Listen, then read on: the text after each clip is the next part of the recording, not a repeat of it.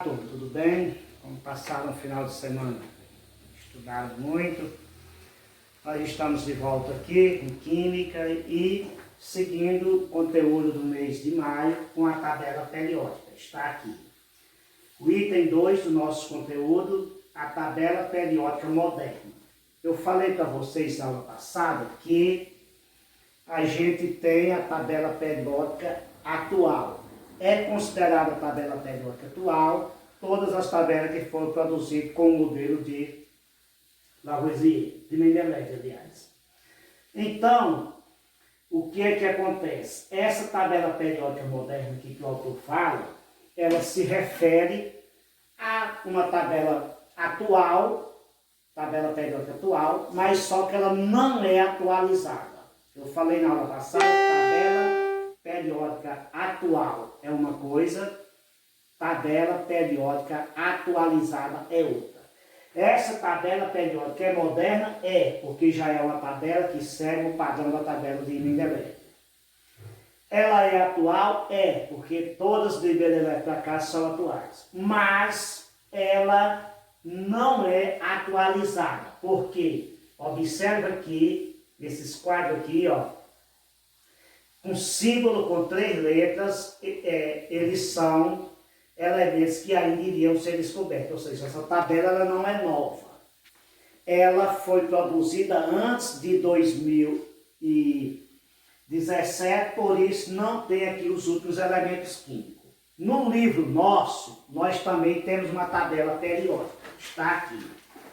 No nosso livro está aqui a nossa tabela periódica. É essa tabela que nós vamos trabalhar.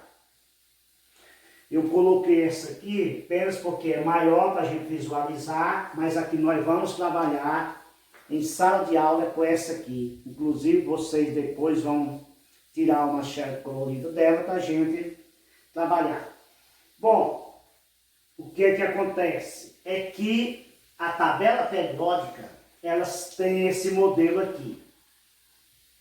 Sendo que ela, na maioria das vezes, apresenta colorida assim como a de vocês. Mas vejam bem, essas cores aqui, do fundo da tabela, toda a tabela em si, é para indicar algumas propriedades ou características dos elementos da tabela, de alguns grupos ou famílias.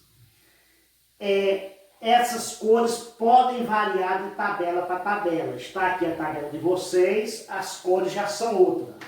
Mas o interessante é a gente saber o que significa essas cores. Para isso, vamos voltar aqui para a página anterior, página 47, onde nós temos a tabela periódica moderna. Só lembrando, essa tabela periódica aqui, esse modelo, foi feito em 1913 por Moseley, só que baseado em Mendeleev. Nós vimos na aula passada que Mendeleev classificou os elementos em ordem crescente de massa atômica. Hoje ele se encontra na tabela periódica aqui em ordem crescente de número atômico, que foi colocado por Moseley. Isso em 1913, mas seguindo o mesmo modelo de Mendeleev. Por isso que a gente considera a tabela de Mendeleev como sendo a tabela padrão. Moseley fez apenas essa adaptação, como outros cientistas de lá para cá já vêm fazendo as adaptações necessárias.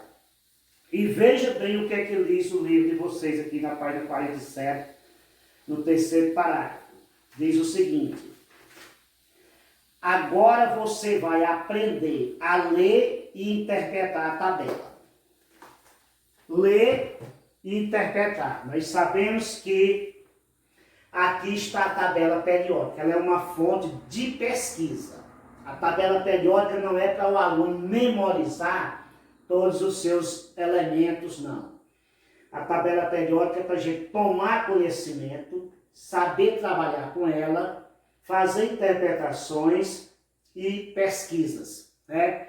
Então, a tabela periódica, ela está para o estudo de química, como, por exemplo, uma Constituição, né, está para o estudo das leis, um curso de direito, como, por exemplo, uma Bíblia, né, um livro sagrado, está para os religiosos da sua religião, né? Então, aqui é algo semelhante para os químicos, né? Então, está aqui a tabela. Observe o formato da tabela. Ela tem essas partes aqui mais altas e aqui no meio essas partes mais baixas. Tem aqui as cores. Primeiro vamos às cores. Eu já falei para vocês que essas cores é para identificar alguma coisa. Eu vou só mostrar aqui para vocês uma outra tabelazinha branca, toda branca, que não tem cores. O que acontece? Porque aqui o objetivo do autor foi apenas mostrar os elementos químicos com seus nomes e símbolos e o posicionamento dele na tabela periódica em relação ao seu nome atômico. Ele não tem o objetivo aqui de mostrar nenhuma outra classificação, porque nós usamos cores assim quando queremos mostrar algum detalhe. Por exemplo, essas cores que nós temos aqui e as cores que vocês têm na tabela do livro de vocês. Eu vou pegar aqui o livro de vocês, porque nós temos que trabalhar com o livro, que é o que vocês vão... Tá, então está aqui.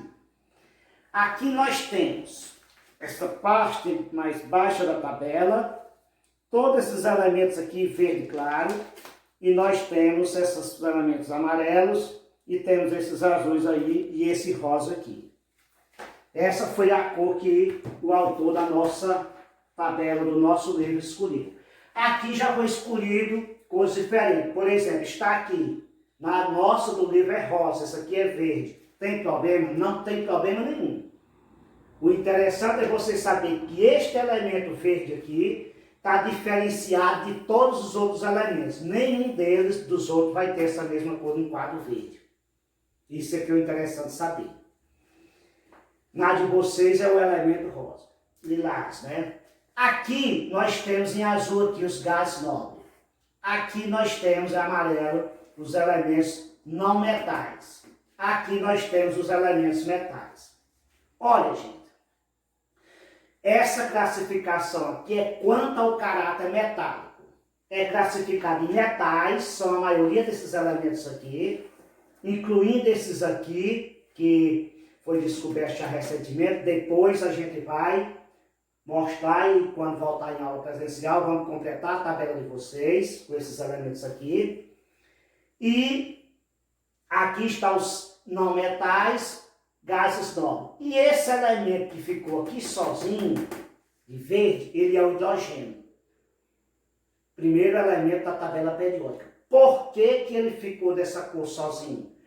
Porque suas características não faz com que ele se enquadre em nenhuma dessas três classificações aqui. Ou seja, ele é um elemento gasoso? É, mas ele não é um gás nobre.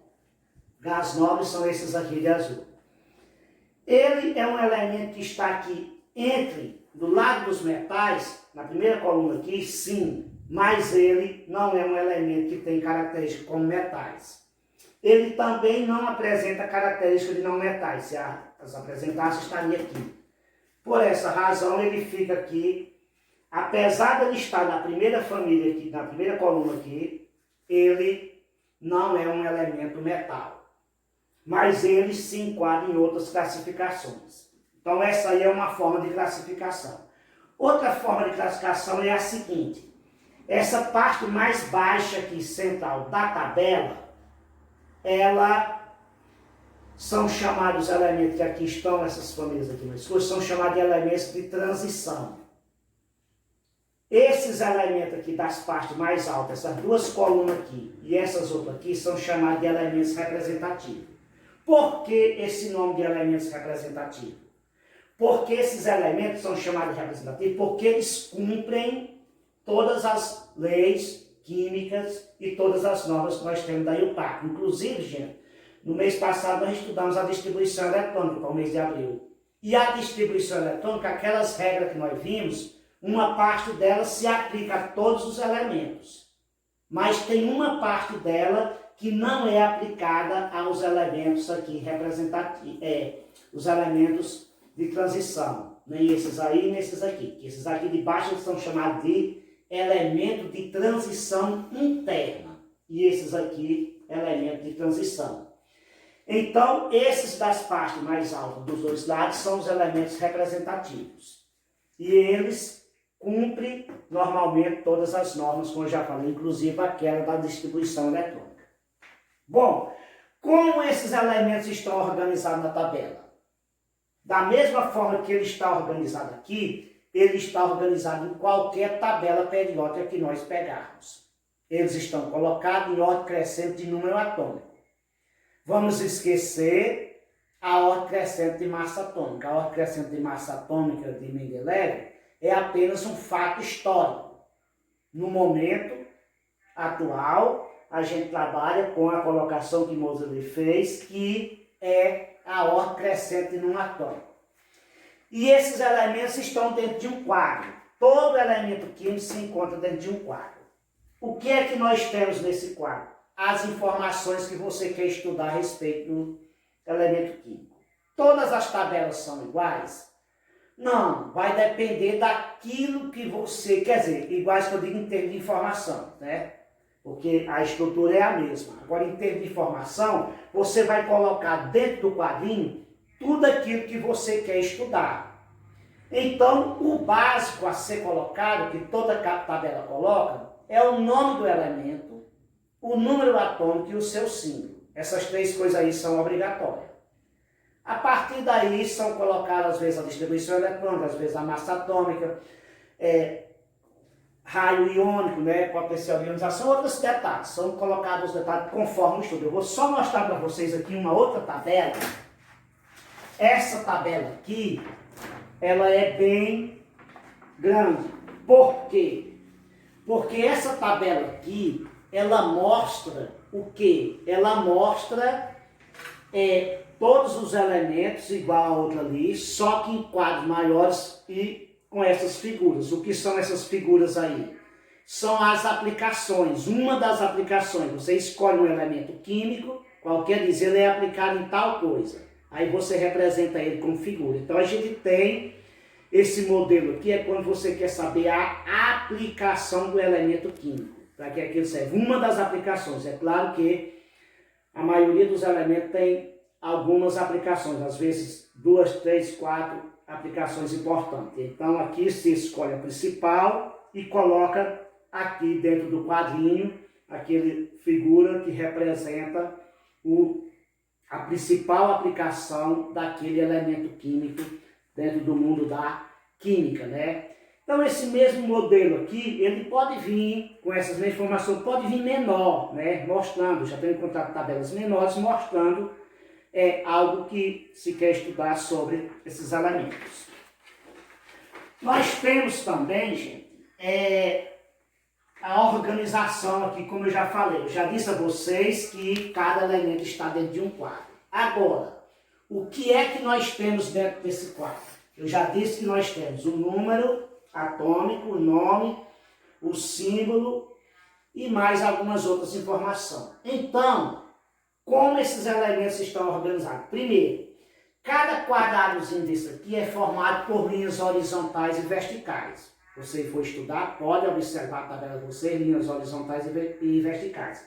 E vocês vão observar que essas linhas verticais aqui, elas são um total de 18, são numeradas de 1, começa aqui com hidrogênio, termina aqui com 18, e elas são chamadas de famílias, ou colunas verticais, né? São as famílias. Então, a família de 1 a 18, ou seja, são 18 colunas.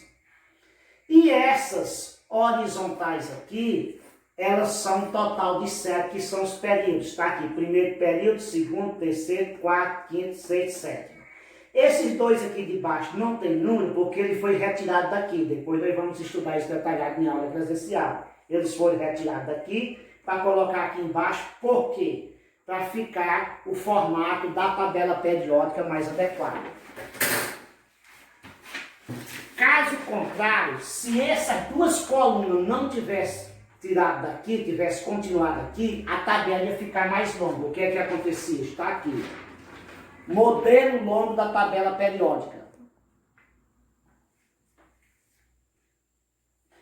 Modelo longo da tabela periódica. Então, observe aqui que não tem as duas filas aqui embaixo. Por quê? Porque não foi retirado. Esses elementos ficaram aqui. Essas duas partes aqui é que deveria estar embaixo da tabela. Então, todas as tabelas que nós trabalhamos, esses elementos aqui são colocados abaixo para a tabela ficar mais curta, né? Então, por isso que essa aqui é chamada de modelo longo da tabela, porque ela vai incluir os elementos aqui, que são de transição interna, e a tabela fica mais comprida, mas em compensação não vai ter as duas séries aqui embaixo. Isso aqui são chamadas de séries, séries do levantamento e séries dos apelidos. Então, gente, nós vamos parando por aqui. Ainda vamos continuar estudando um pouco a respeito da tabela periódica, porque o conteúdo nosso desse mês é tudo sobre a tabela, né? E à medida que a gente for usando a tabela, a gente vai se familiarizando com ela, vai aprendendo a utilizar, e isso a gente vai aprendendo aos poucos. Não é que a gente vai aprender tudo em um mês, né? Então a gente tem o tempo todo que estiver estudando química para ir compreendendo a tabela periódica. Até a próxima aula.